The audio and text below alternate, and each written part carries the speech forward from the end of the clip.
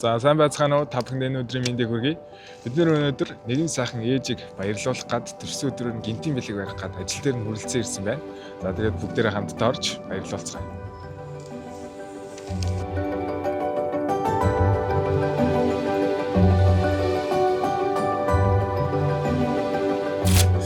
За сайн байна уу? Манайх цэцэг тэмдэглэгээ гэдэг компаниас явж байгаа юм. Тэгээд таны энэхүү сайхан цэцгийн маглаг явуулсан байна.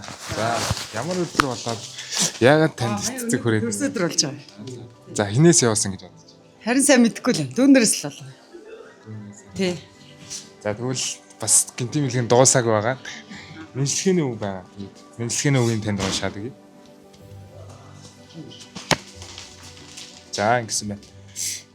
Ээж гэдэг үгийн цаана энэ хорвоогийн бүх зүйл байдаг юм шиг энэ хорвоогийн бүх ээжийн тухай шүлэг зөвхөн танд минь зориулагдсан юм шиг өрөө гих сэтгэлтэй нь орчлон оронгоор нь эргүүлж чадах ид шид юм шиг биднийгээ гэсэн сүсэглэл тань энэ хорвоогийн хамгийн хүчтэй тарин чим шиг ээжтэй маш их хайртай шүү гэд төрсөн өдрийн минь төргийа охин намуун цэцгээс нэгэд болж байна.